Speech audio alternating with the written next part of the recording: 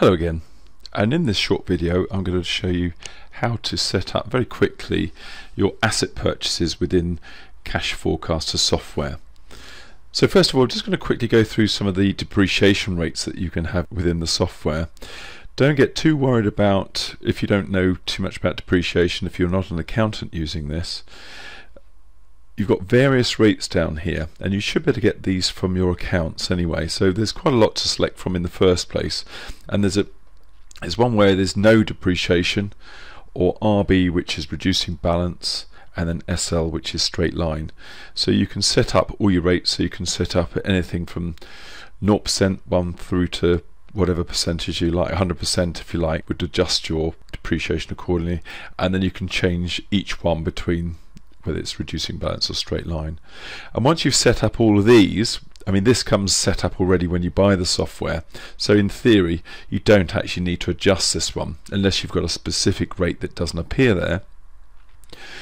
And then down here you can select the rates you want to for the particular asset heading that you have. So for example, if you wanted to say that your freehold property there's none, you would just change that to none.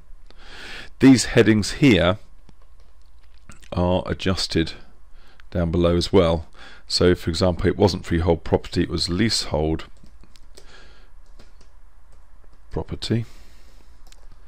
If I came back up here, you'll see that that has changed there to leasehold property. So these headings can all be changed per what's in your account. So if your if your balance sheet shows different headings, you can change those. Of course, we've already got leasehold property there, but I just wanted to show you the change. So I'm going to just Control Z to change that back again.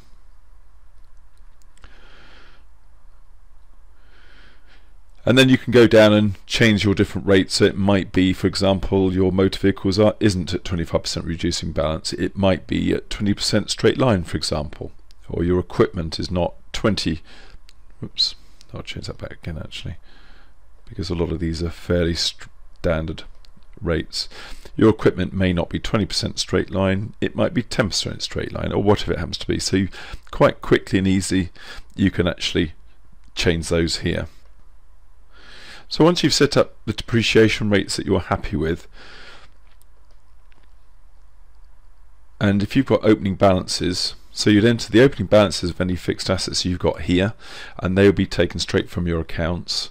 So for example, it might be that you've got £10,000 worth of motor vehicles and the depreciation might be, say, £3,000, and these would be taken straight from your accounts. You might have £5,000 of equipment and your depreciation is £1,500, and you might have, say, let's say £3,000 with fixture and fittings, £1,000 of depreciation, and your computer equipment, let's say you got a bit more of that, so that's £6,000 and £3,000 of the depreciation, and so on. So you just literally putting that information in. Now what I'm going to do is I've put that in there, but to make my balance sheet balance, I'm just going to put in some share capital in there and a profit loss brought forward. Whoops, 15,408. There's this fail safe here that when you're putting in the opening balances, you must make sure that balances, otherwise the reports and everything will show up an error. Then all you need to do, before I do that, I'll just show you the report. So we've got our brought forwards figures here, our opening figures, and automatically you can see straight away, based on the depreciation rates we put in there, it's already calculated those for you.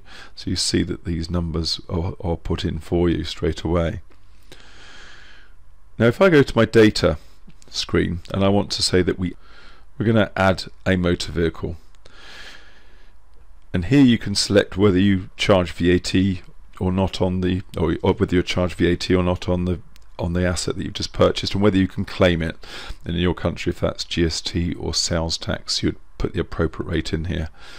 So in this case, it's a motor vehicle and it's a car. In the UK, we're not allowed to claim it. So the amount I'll be putting in here is the VAT inclusive amount, but that we won't be able to claim anything. So I'm going to put in there that we bought a vehicle for £15,000. And then in this column here, we decide what month we're going to put that into. So I'm going to say that we buy that in month 4. Okay. So before I put another asset in, I'm just going to go across to your fixed assets. So you'll see that in month 4, 1, 2, 3, 4, which is July, £15,000 an addition, and you'll see that the depreciation has automatically stepped up here, and it's calculating it there. Also, if I go to the balance sheet, you'll see that the opening figures here, net of 15,500, and then at the end of March 16 it will have included the new asset of £15,000, so usually 24 plus 15 is 39, and then the depreciation going through there. So I go back to my data, and I'm now going to add some computer equipment, and in this case we can claim the VAT back at 20%, and I'm going to say we buy that in month 1 because we need it straight away, and I'm going to be spending £5,000 on computer equipment. So if I go to my fixed asset schedule, you'll see straight away computer equipment, £5,000 addition there, and you'll see also that the depreciation has stepped up here too. The good thing about this also, then the balance sheet is updated, the balance sheet balances, you get all the figures coming in here, so the total which would agree back to your fixed asset schedule. Also the depreciation will automatically be shown up in your profit and loss account along here, you can see that coming across there too. And finally, in your cash flow forecasts, what will happen is it will pick up the correct figures. So in month 1, where we've bought the computer equipment, was for £5,000, but because we've added VAT to it, because we said yes to VAT at 20%, it's automatically added the £1,000. So that's the purchase of the computer equipment at £6,000, and the car, because the VAT was included in it, we're not allowed to claim it. It was just the full £15,000, so that's automatically come through to the cash flows, and that's the only effect on the cash flows, because depreciation is straight to the profit and loss account. And finally, just for completeness, you'll see that the asset that we've purchased for the £1,000 of VAT on it for the computer equipment is in the VAT there, and we've got the £1,000 coming in here on VAT refunds too. So quite simply, you can just carry on adding whatever assets you add in. It could be that you've bought, or you're going to be buying some fixtures and fittings in month 14, so in the following period, and that's going to be £1,500. So we go to our fixed assets, you'll see in the following 12-month period there's £1,500 there, and that will come out your cash flows in the appropriate period too. So if I just scroll down, you'll see the £1,500 coming out there. Of course, because I didn't actually say VAT, if I change that to VATable 20%, if I go back to my cash flows, it's added the 300 VAT, which is the 20% there.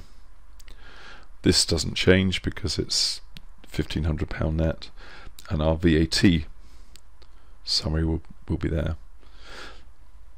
So that's just to show you how quickly and easily it is to enter assets that your business purchases in the future in your cash and profit forecasts. And I think that's about it. I don't need to say any more than that. And thank you for listening, and bye for now.